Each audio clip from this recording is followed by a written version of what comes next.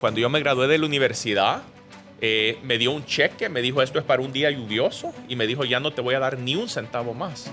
Gracias a 35 empresas que se han aliado, hoy le estamos dando empleo a todo joven que se gradúa del programa. Creo que cerramos como 13 de nuestros 25 hoteles. Para nosotros, por mucho que le paguemos a todo el mundo su tiempo, vaya, despedir gente es algo extremadamente difícil. Extremadamente difícil. Por si empresas se quieren sumar a esto, $1,800 patrocinar un joven, o sea, salvarle la vida a un joven.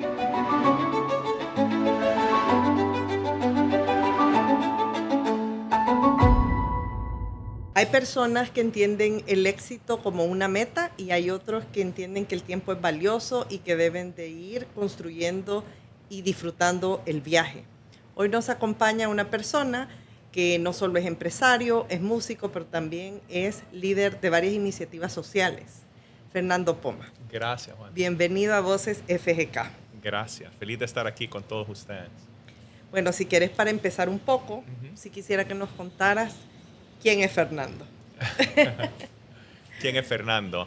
Bueno, yo soy, como tú bien lo mencionas, una persona bastante multifacética. O sea, soy multifacético.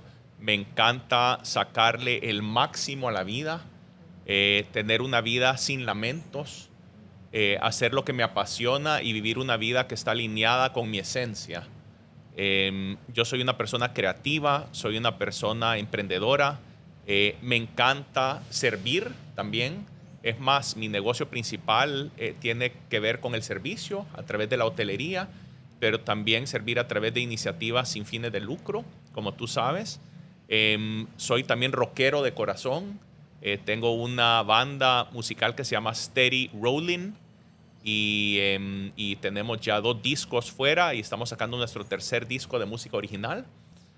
Me encanta la aviación, soy piloto de helicóptero, también esquiar en nieve sobre todo. Soy padre de 2 hijos que amo con todo mi corazón. Tengo una pareja también de hace 6 años que se llama Annie y me siento pues muy contento con la vida y muy contento de tratar de vivir al máximo, ¿verdad? Y hacer las cosas que me apasionan y de nuevo vivir una vida sin lamentos. Cuando digo sin lamentos, no quiere decir una vida en la que no cometa errores, sino una vida en la que me arriesgo a hacer lo que quiero hacer, ¿sabes? Y no tengo, digamos, esas circunstancias que le pasan a alguna gente que dice qué lástima que no hice esto, qué lástima que no hice lo otro, sino realmente lanzarme a hacer las cosas que realmente quiero hacer. Wow. ¿Y tú sentís que esto tuvo que ver con tu infancia? Por ejemplo, algunos lineamientos o ejemplos que tuviste que tal vez influenciaron esto. Sí. Yo creo que vengo de 2 familias diferentes, pero que me promovieron eso. La familia Poma, pues una familia muy empresarial. Mi papá siempre fue para mí un héroe empresarial y siempre me empujó a hacer el mejor trabajo, a ir a las mejores universidades, a trabajar fuera de la empresa. Yo trabajé después de graduarme de Cornell, de la Universidad de Cornell en hotelería. Me fui a trabajar 5 años a Europa, ¿verdad? Y después hice una maestría en Wharton, en la Universidad de Pensilvania, en el programa de negocios que se llama The Wharton School. Y después me iba a ir a trabajar por mi lado y mi papá me hizo una oferta muy buena de trabajo y así es como regresé a la empresa familiar. Pero yo ya tenía planificado pues poder seguir viviendo en Europa o haciendo otras cosas. Entonces creo que en ese lado siempre mi papá me empujó a ser emprendedor, siempre me empujó a hacer lo que me apasionaba. Él siempre decía, yo no necesito que tú trabajes con la familia, necesito que tú seas feliz y que hagas lo que realmente te apasiona. Y yo en un momento recuerdo que le pregunté, bueno, ¿y qué si yo quiero ser músico? Me dijo, perfecto, entonces es un buen músico. Pero siempre me empujó a ser a la persona que yo quería ser, no me puso restricciones, me empujó bastante a ser la mejor versión de mí mismo, ¿verdad? Y también cierta presión. Cuando yo me gradué de la universidad, me dio un cheque, me dijo, esto es para un día lluvioso, y me dijo, ya no te voy a dar ni un centavo más. Y me fui a vivir a Francia Vivía con una novia que acababa de conocer ese verano. Gracias a Dios se vino a vivir conmigo. Era alemana. Ella tenía 19 años, yo 22 años o 21 años, creo. Y nos fuimos a vivir los dos a París y compartíamos gastos. Y así es como logramos vivir en París. Yo con un trabajo de bajo nivel, asistente de un director ejecutivo de una cadena hotelera, y ella estudiante, y compartíamos gastos, y así es como yo terminé viviendo en París. Pero siempre me empujaron a ser independiente, a hacer lo que me apasionaba, a sacar lo mejor de mí. Y también en la familia Crit, ¿verdad? Que es la familia de mi mamá, siempre amábamos la música. Es una familia muy musical. Mi mamá tocaba guitarra, cantaba, también mi tía Angelita, mi tío Ricardo, mi tío Eduardo. Entonces, de ahí creo que agarré la parte más artística. Entonces, sí, creo que tuve influencias de ambas familias. Wow. Con esto que tú hablas de tu formación, o sea, realmente son exigentes, ¿verdad? Sí. Todo este tema formativo. ¿Cómo sentís que esa parte se compaginaba, por ejemplo, con lo de la música? Uh-huh. ¿O te esperaste para empezar a dedicarte a la música mientras estudiabas? Bueno, yo empecé a tocar música a los 7 años. Me regalaron una batería y empecé con la batería. Pero después a los 12 me fui a estudiar fuera, a un internado, y no había batería, entonces agarré la guitarra. Y a los 12 años empecé a tocar la guitarra. Y toqué y aprendí, tenía una pasión, una obsesión con el instrumento. Pero después seguí tocando y tocando en el colegio, después en la universidad, con bandas, etcétera. Pero después de graduarme de la universidad, empecé un trabajo y ya no tenía tiempo realmente y no tenía banda. Entonces lo dejé, y lo dejé por muchos años, y como a los 40 regresé a esa filosofía que es la filosofía de vivir sin lamentos, y me di cuenta de dos cosas. Uno, que ya tenía una edad a donde tenía que cosechar lo que había sembrado, ¿verdad? Cuando tú tenés 18 años, estás detrás de una zanahoria y decís, si yo estudio, después voy a tener un buen trabajo. Cuando tenés 25, decís, si yo trabajo bien, después voy a ser un jefe. Si tenés 35, decís, si yo soy jefe y me va bien, después voy a tener más responsabilidades. Pero ya cuando tenés 40 o 42 años, decís, no quiero seguir una zanahoria para siempre. O sea, tengo que ya empezar a disfrutar lo que yo he sembrado a través de todos estos años. Y dije, yo no quiero vivir con lamentos. Y una de mis grandes pasiones siempre fue la música. Entonces decidí en ese momento desempolvar una guitarra vieja, cambiarle las cuerdas y ver que mis dedos todavía medio funcionaban. Empecé a practicar. Y después tomé la decisión de que quería escribir música propia y quería tener una banda musical. Encontré a estos dos músicos fenomenales del país, Gerardo Pardo y Benjamín Andrade, y formamos este trío musical que después se volvió Steady Rolling, ¿verdad? Y empezamos a tocar música y a grabar música y a tocar en vivo. Al principio llegaban 10 personas a los conciertos, ¿verdad? La mitad eran familiares. Hoy en la noche vamos a tocar y tenemos 300 reservas. Entonces, esto fue a través de lo que tú dijiste al principio, amar el proceso más que el resultado. Y fue amar el proceso musical y simplemente tener paciencia y no fijarnos tanto en quién llegaba o quién no llegaba, simplemente que nos encantaba grabar música, nos encantaba componer, nos encantaba tocar en vivo. Y hoy en la noche, como te digo, tenemos 300 reservas para el concierto. Entonces, sí, así fue el tema de la música. Vaya, cuando uno platica, pareciera que hoy, viendo para atrás, ¿verdad? Uh-huh. Eran esos momentos como claros y que no tomó tal vez muchas noches, ¿verdad? Sin dormir, pensando qué quiero hacer y todos esos cuestionamientos que uno se hace. Uh-huh. Pero estoy segura que tuvo que haber un montón de eso. Yo recuerdo que tú también trajeron tú y Cristina uh-huh. a Kurt Blackson. Trajimos a Kurt Blackson, sí. Entonces no sé si nos cuentas un poco de eso, porque creo que son momentos importantes. Creo que cuando uno define los rumbos y hace esos altos, se marcan los caminos, ¿verdad? Yo siempre he sido muy curioso y para mí creo que he sido más espiritual que religioso, en el sentido de que me gusta una relación directa con Dios. y hace mucho tiempo empecé una búsqueda espiritual. Y Kurt Blackson fue uno de esos maestros, ¿verdad? Una persona increíblemente conectada con un ser superior y una persona con muchísimo conocimiento. Y para un evento de YPO, que Young Presidents Organization, que existe aquí en El Salvador, trajimos a Kurt a dar una charla. Pero yo viajo con Kurt todos los años, hago un retiro con él de 8 días en diferentes partes del mundo. Este año va a ser en Japón en septiembre, pero hemos ido a Camboya, a Vietnam, a Tailandia, a Egipto, a varios diferentes lugares, ¿verdad? Pero para mí es muy importante tener el corazón abierto, vivir con el corazón abierto y tener a Cristo en mi corazón, ¿verdad? Pero como una experiencia vivencial y no simplemente como una experiencia, digamos, de creencia. ¿Has visto The Chosen? ¿Ah? ¿Has visto The Chosen? The Chosen, no he visto. Es una serie que está ay, no sé si era Netflix, ¿no? pero tiene su propio app. A mí me la recomendó un padre. Yo también tengo un amigo padre espectacular y la voy a ver, definitivamente, gracias. De verdad. Con todos estos cambios y en el trabajo, trabajar con tu papá, por ejemplo, no sé si nos puedes contar un poco de eso, porque es como complicado, pero me encanta que te hizo una oferta, o sea, competitiva, porque me dijo, te voy a hacer una oferta que no vas a poder rehusar.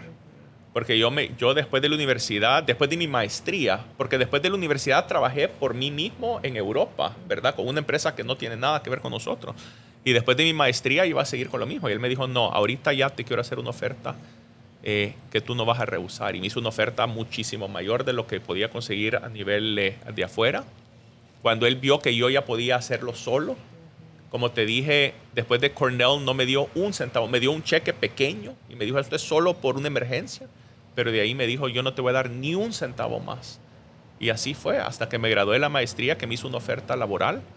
En ese momento teníamos 5 hoteles, ¿verdad? Eso fue en el año 2000. Y hemos tenido un crecimiento bastante fuerte. Hoy estamos 25 hoteles en 10 países. Y entonces mi papá siempre creyó en mí, siempre creyó en la juventud. En aquella época yo tenía 30 años, ¿verdad? No, tenía 28 años en aquella época. Y él me dio el puesto de director ejecutivo de la división hotelera, que solo eran pocos hoteles, pero yo era el jefe de la división. Y confió muchísimo en mí. O sea, cada proyecto que yo le presentaba, lo veía, le parecía razonable. Llegamos a poder casi leernos el pensamiento. Yo sabía lo que le iba a gustar a él y lo que no le iba a gustar. Entonces yo sabía qué presentarle, qué no presentarle. Aprendí muchísimo de él a través de 25 años trabajando con él. Él hizo una cosa muy inteligente que yo no lo reporté a él por los primeros 15 años. Le reportaba a otro señor, que era mi jefe. Y eso creo que fue muy inteligente porque eso hizo más fácil mantener la relación de padre e hijo, ¿verdad? Que si él hubiese sido mi jefe directo. Después de 15 años laborando y cuando él ya sintió que ya estaba listo, me dio a mí ya la oportunidad de reportarle a él directamente. Y trabajamos juntos 10 años, yo reportándole a él, pero para ponerlo en contexto, yo manejaba esta empresa y tal vez lo veía a él una vez cada 3 meses para hablar un poquito de negocios. O sea, así es el nivel de confianza y delegación que tenía mi papá. Y así fue con todas las divisiones. O sea, él creía muchísimo en tener la mejor gente, darles una visión y después apartarse del camino y dejarlos trabajar. Y eso es lo que hizo conmigo, me dejó trabajar. Y yo aprecié muchísimo la relación que tuve con él. A nivel laboral y sobre todo a nivel personal. No, totalmente. Y creo que todas esas semillas, ¿verdad?, que se siembran, después es la parte que te ayuda a ti también a poder liderar toda esta parte hotelera. Y entiendo que tú ahorita también sos el head, el representante de todas las empresas familiares. Sí, soy el puesto exacto soy el chairman de la junta directiva de Grupo Poma.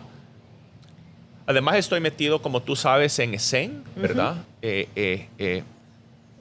recientemente como presidente del ESEN y también presidente de la escuela de Fundación Renacer.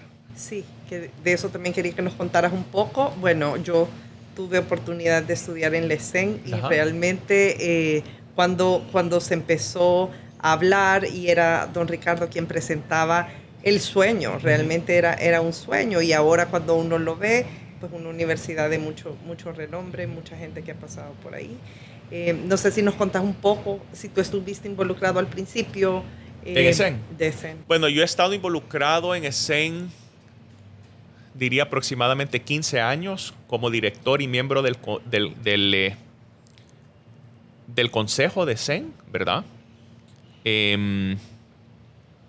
Y tenemos reuniones cada 3 meses aproximadamente. Entonces he estado pues ya mucho tiempo en ESEN.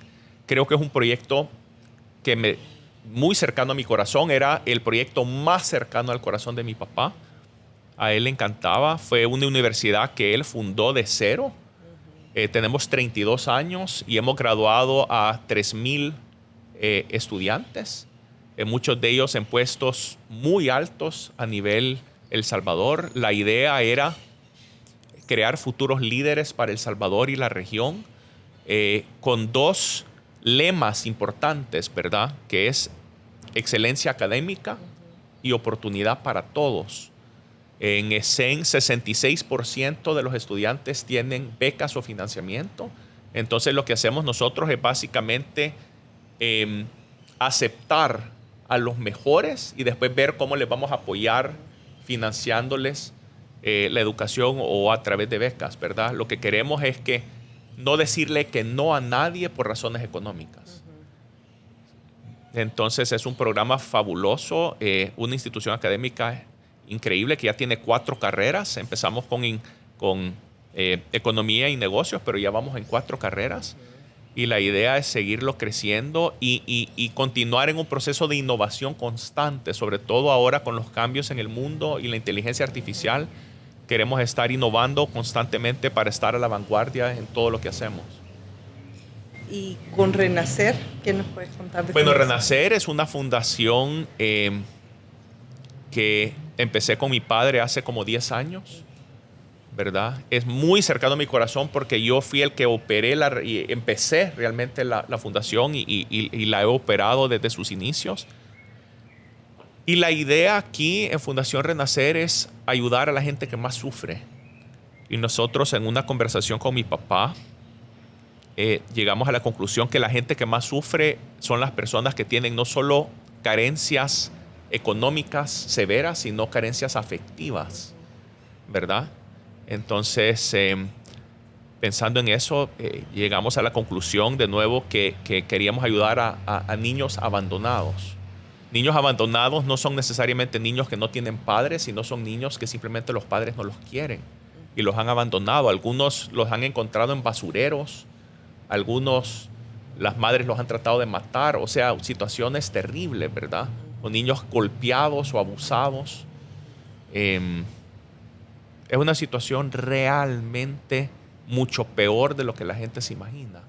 Cuando vas a algunos de estos hogares y ves a estos niños, no tienen ventanas, porque si les ponen ventanas, algunos se tratan de suicidar, ¿entendés? O no les ponen en las camas resortes, porque con esos resortes también se pueden hacer daño. Entonces, son situaciones realmente terribles. Entonces, nosotros decidimos, queremos ayudar a estos jóvenes. Habían suficientes casas, hogares ya en el país, pero el problema es que por ley, a los 18 años, esos jóvenes tienen que salir de las casas, hogares, y algún familiar remoto, algunos familiares que no los quieren o son hasta un peligro para esos jóvenes,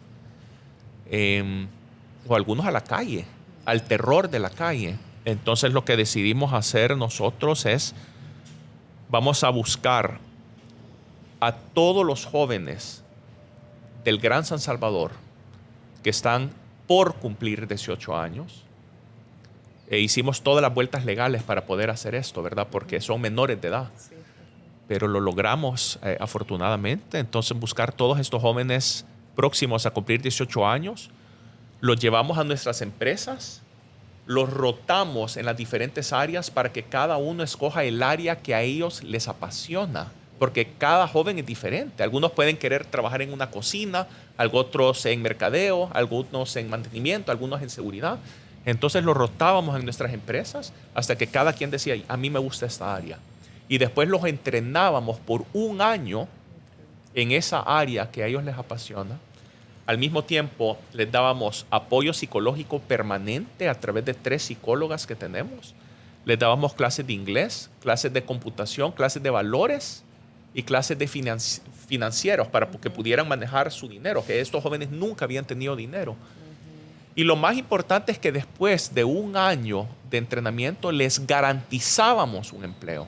O sea, no los entrenábamos para que busquen empleo. Nosotros mismos, y hoy en día, gracias a 35 empresas que se han aliado, hoy le estamos dando empleo a todo joven que se gradúa del programa.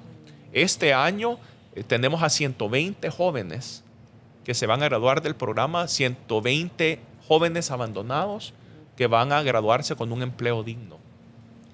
Y eso no es ni siquiera cambiarle la vida ni transformarle la vida, es salvarle la vida a alguien, ¿verdad? Porque de un lado tenés la opción del terror de la calle y del otro lado tenés una opción de un empleo digno que va a transformar tu vida y transformar la vida de generaciones que vienen. Entonces es un programa muy cercano y nos encanta ver que tantas empresas se han sumado a este esfuerzo. Sí, creo que es algo que es responsabilidad de todos como sociedad, definitivamente. Y sabes una cosa, cuesta $1,800 por si empresas se quieren sumar a esto, $1,800 patrocinar un joven, o sea, salvarle la vida a un joven es lo que nosotros le cobramos a una empresa que se quiere unir por joven. Entonces tú como empresa podés venir y patrocinar un joven o patrocinar 2 jóvenes. Entonces es un costo para muchas empresas bastante pequeño y están haciendo un cambio radical en la vida de una persona. Total, muy, muy buena iniciativa, completa. Definitivamente el poder usar para bien el acceso, ¿verdad?, a las empresas, a la formación, es algo que transforma definitivamente la vida de estos jóvenes. Yo te quería preguntar también sobre momentos duros que te han pasado en el negocio, por ejemplo. Porque sí, no vivir con lamentos me encanta, es una filosofía creo que muy, muy, muy retadora, pero a la vez te lleva a pensar que uno va superando los retos. Bueno, primero que nada decir que no importa quién sos, todos los seres humanos tenemos días donde no nos queremos levantar de la cama, ¿verdad? Y hay personas que se enfrascan en eso y hay personas que ven como el horizonte, ¿verdad? Yo trato de ver el horizonte y en vez de enfocarme en el programa, que le da más energía al problema, me trato de enfocar en lo bonito que tengo en la vida y todas las increíbles bendiciones que he tenido. Yo me levanto todos los días agradeciéndole a Dios por todo lo que tengo y me acuesto todos los días agradeciéndole a Dios por todas las increíbles bendiciones que tengo y me siento sorprendido de todas las bendiciones que tengo. O sea, no me acostumbro. Hay gente que vive una vida y ya se acostumbra. Yo todos los días me levanto y digo, gracias Dios por todo lo que me has dado. Pero eso no quita que hay momentos duros en la vida, muy, muy duros en la vida. Por ejemplo, tú me preguntas sobre el tema laboral. Durante el COVID fue un tema sumamente duro. Durante el COVID, los más afectados fueron los hoteles, porque los hoteles dependen del turismo externo. Y cuando tú cierras aeropuertos por 9 meses, no tienes ningún turista externo. Entonces nos tocó una labor terrible de cerrar sin saber cuándo íbamos a volver a abrir. Creo que cerramos como 13 de nuestros 25 hoteles y básicamente tuvimos que pagarle el pasivo laboral a toda la gente y tuvimos que mantener a alguna gente que era gente clave, pero en algún hotel, por ejemplo, en los cuales laboraban 300 personas, lo bajamos a 10 porque teníamos que tener todavía seguridad, el gerente general, alguna gente de mantenimiento, tal vez alguna gente de limpieza, pero esa fue dificilísimo. Para nosotros, por mucho que le paguemos a todo el mundo su tiempo, vaya, despedir gente es algo extremadamente difícil, pero si no lo hacíamos, quebrábamos, ¿verdad? Quebrábamos, simplemente. Entonces, fue una época muy, muy, muy dura el tema del COVID, ¿verdad? Y operar hoteles, que algunos que mantuvimos abiertos, operarlos con una décima parte de la gente que teníamos, cerrar todos los restaurantes, mantener solo un piso abierto, mantener un restaurante, tratando de respirar mientras salíamos de esto. Esa fue una experiencia muy, muy difícil, ¿verdad? A nivel laboral, tal vez la más complicada que hemos tenido hasta ahorita. Pero sentís que la pudiste solventar. Sí, no solo solventar, sino aprendimos muchísimo de eso, ¿verdad? Aprendimos saliendo del COVID una manera mucho más eficiente de operar. Entonces, en todas estas situaciones siempre hay un aprendizaje, ¿verdad? Entonces, nosotros hoy en día estamos operando de una manera muchísimo más eficiente de lo que operábamos pre-COVID. Y los números de hoy son muchísimo mejores que los que eran antes del COVID. Y otra cosa que aprendes durante todo esto es que el mundo es cíclico y que la vida sigue adelante, ¿verdad? Tú en ese momento podés pensar, wow, esto se está terminando, es un desastre. Pero hoy en día yo no pienso en el COVID todos los días. De vez en cuando se me viene a la mente, pero el tiempo sana mucho de esto. Y hay un gran aprendizaje. Para nosotros, como te digo, es operar de una manera muchísimo más eficiente. Y también a veces no hacerle tanto caso a toda la gente dramática que cree que las cosas... Hay tanta gente que es tan negativa. Vaya, por ejemplo, te voy a dar un ejemplo en este caso. En hotelería, cuando vino COVID, todo el mundo empezó a trabajar por Zoom y Teams, ¿verdad? Reuniones virtuales. Y mucha gente dijo, la hotelería va a sufrir muchísimo porque ahora la gente ya no tiene que viajar. La gente ahora va a tener todas esas reuniones a nivel computadora. Y lo opuesto ha pasado. O sea, hoy en día hay más viajeros que nunca. Y la gente se ha dado cuenta que aunque podés tener una reunión virtual, nunca es lo mismo que una reunión presencial. Entonces los números de ventas que tenemos hoy en hoteles corporativos, ni siquiera hoteles de playa, hoteles corporativos, son más altos de lo que eran en el 2019. Sí, yo creo que hubo un momento que yo también creo que la gente pensó nos quedamos para siempre, pero al experimentar lo que se perdía de la interacción humana, todo el mundo volvió a buscar esa conexión. Exacto. Esas pláticas de pasillo, esa oportunidad que no tenés si no ves a la gente.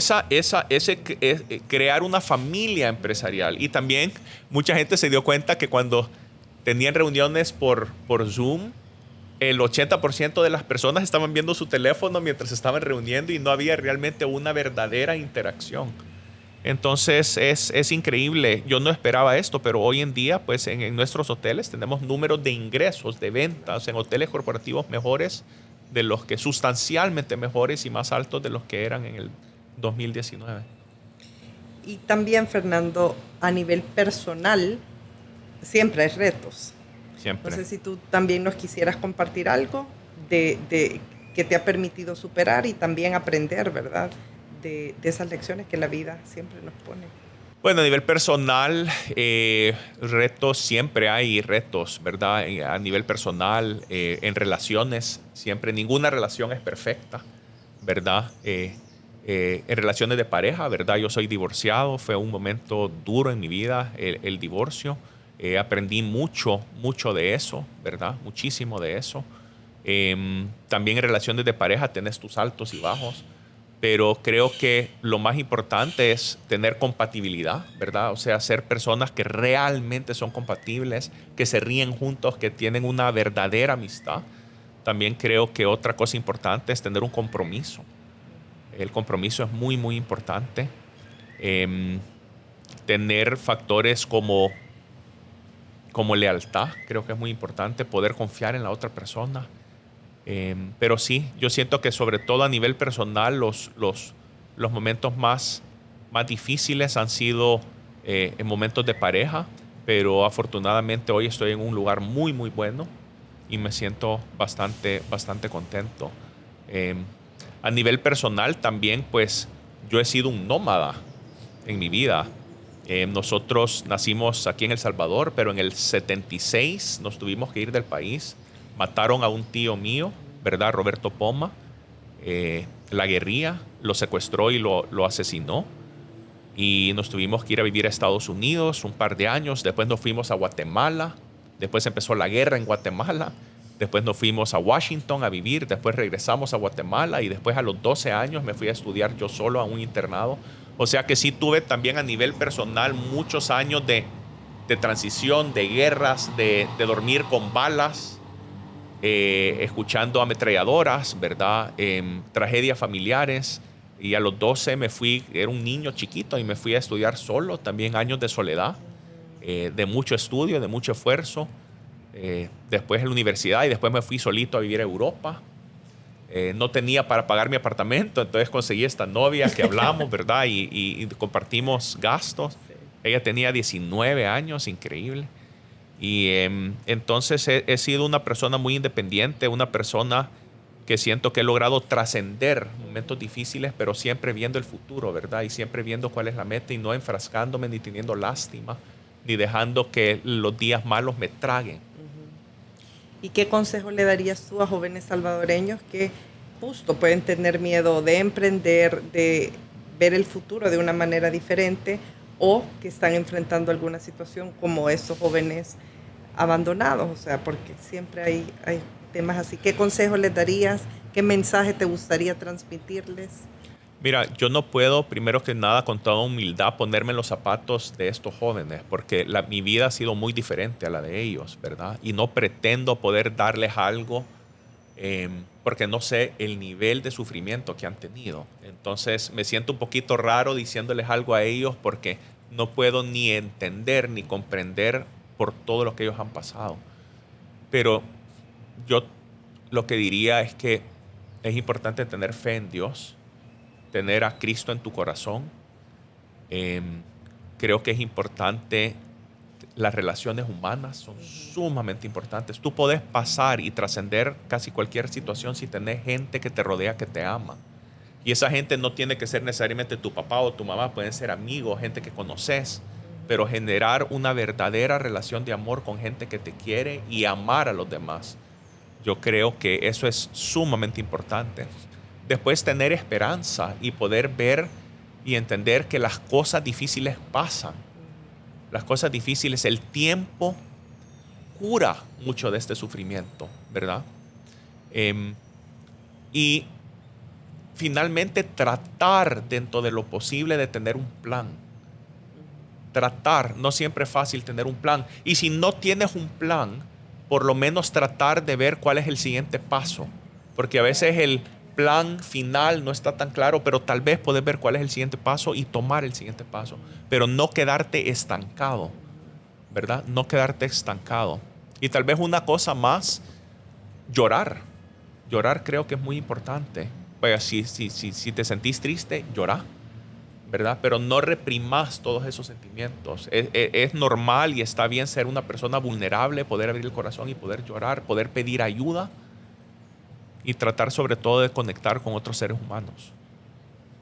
Bueno, muchas gracias, de verdad creo que ha sido un mensaje esperanzador, porque creo que al final sí, las respuestas nadie las tiene, pero siempre hay algo más por qué soñar, por qué despertarnos cada día.